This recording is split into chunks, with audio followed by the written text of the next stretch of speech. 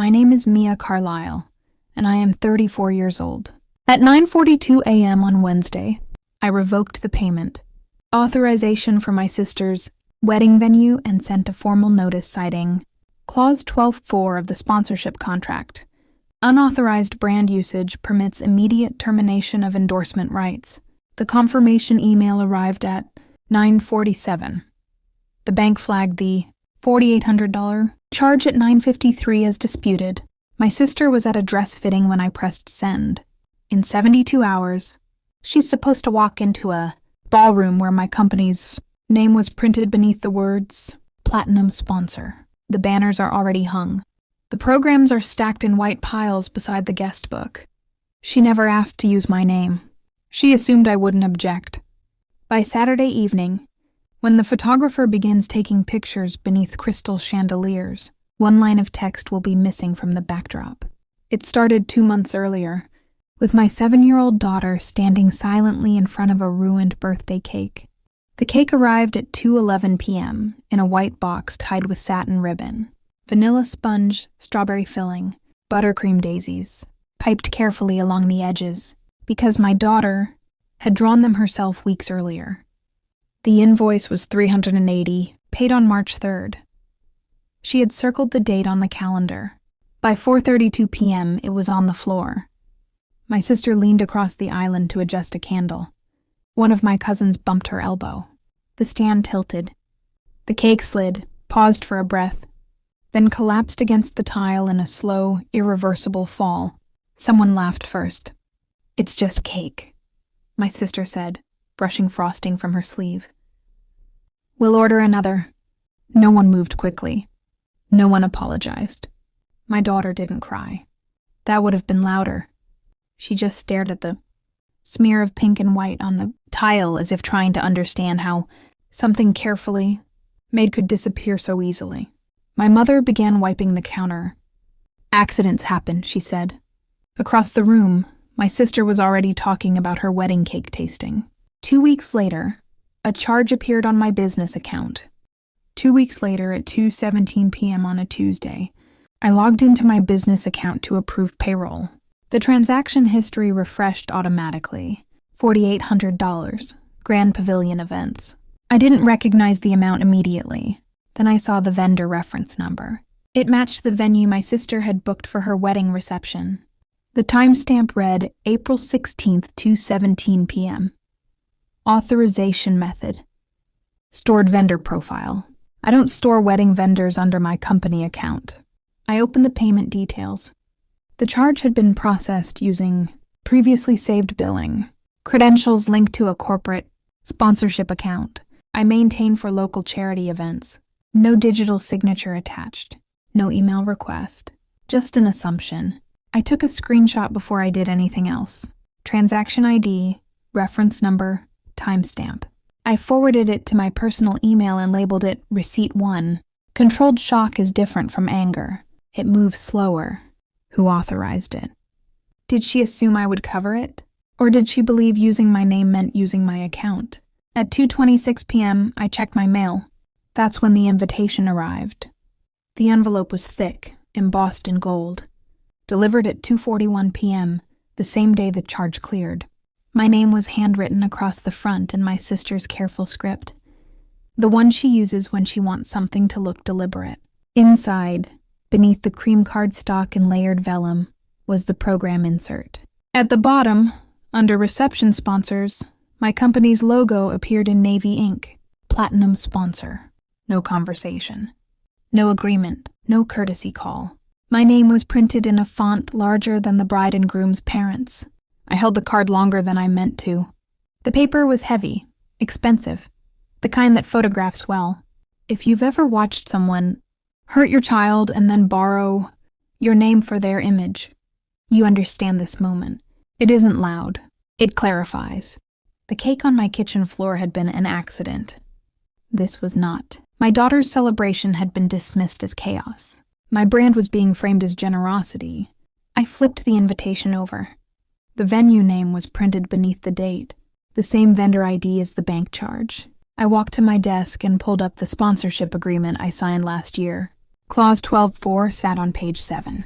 The sponsorship agreement was dated September 12th of last year, when my company funded a literacy fundraiser at the same venue. I scrolled directly to page 7. Clause 12.4 unauthorized. Representation of sponsorship or endorsement constitutes material breach and permits immediate revocation of financial authorization and public attribution. Material breach. I opened the email thread attached to the invoice. The venue coordinator had written, "Payment received via stored profile. No signed agreement. No written consent from me." My sister's name appeared only once. In a forwarded message confirming cake tasting details, there was no sponsorship addendum for this wedding. The $4,800 charge had processed under a dormant corporate profile that required dual authorization for new events. That second authorization was missing. I downloaded the full payment log. Transaction ID, IP address, timestamp, receipt number 2. It wasn't fraud in the cinematic sense. It was assumption wrapped in entitlement. Would the venue act quickly? That depended on documentation. Would the wedding proceed unchanged? That depended on leverage. I drafted a formal notice citing Clause 12.4, attached both receipts, and requested immediate removal of branding pending investigation. At 9:42 a.m. the next morning, I pressed send.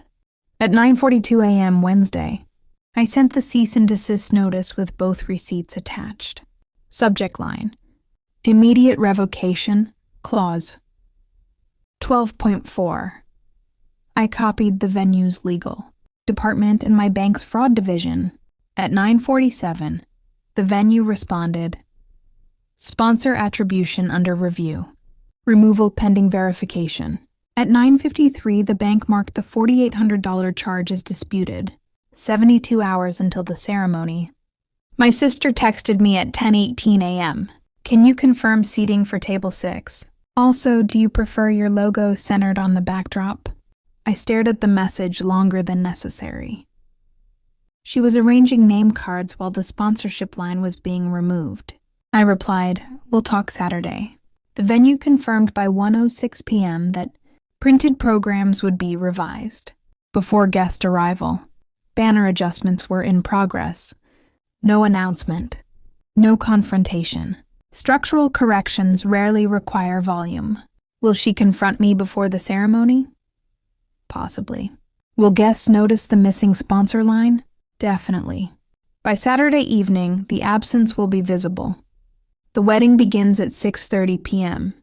I arrived at 6:12 p.m., before the doors fully opened. The ballroom lights were already dimmed to soften imperfections. White drapery framed the stage, and the sponsor banner stretched across the back wall. My company's name was gone. A faint rectangle marked where it had been adjusted. The space looked deliberate, almost architectural. Printed programs sat in neat stacks on a round table near the entrance. I picked one up.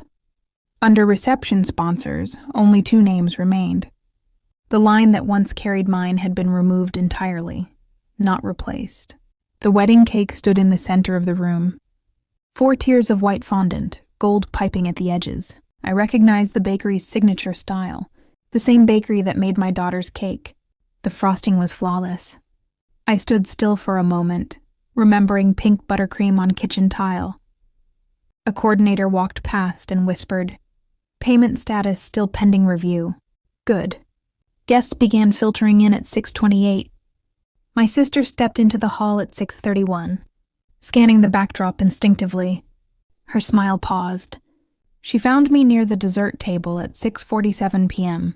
Veil pinned perfectly, expression no longer curated. "Why is the sponsor line missing?" she asked quietly. I held the program open between us so she could see the blank space. Clause 12.4, I said. Unauthorized representation constitutes material breach. Her jaw tightened. It was implied. It was charged, I replied. 2 weeks ago, 2:17 p.m., April 16, from my business account. She glanced toward the stage, then back at me. A few guests stood close enough to hear fragments. Charge. Authorization. Review. The bank has initiated a chargeback, I continued evenly. The venue removed attribution pending investigation. "You could have told me," she said. "I expected you to ask." No raised voices, no scene. Just documentation delivered in a room designed for photographs. Across the hall, the cake knife caught the light under crystal chandeliers. Her expression shifted from anger to calculation. The music began again. The sponsor banner remained unchanged. And for the first time that evening, my name wasn't being used without permission. A week later, at 3:05 p.m. on a quiet Sunday, the doorbell rang with a white box tied in satin ribbon. Same bakery, same design. Vanilla sponge, strawberry filling. Buttercream daisies piped carefully along the edges. Invoice $308 paid personally. The $4,800 charge had been reversed 2 days earlier. The bank marked it resolved. I placed the cake in the center of our kitchen table, not at my mother's house. No photographers, no sponsor lines, no commentary. My daughter stood on a chair to see the daisies up close. This time, when the candles were lit, no one leaned across the table. No elbows brushed the stand. She laughed before she blew them out. The sound filled the room without interruption. I cut the first slice slowly, steadying the base with my palm. Some corrections are quiet. The cake stood upright this time, and so did she.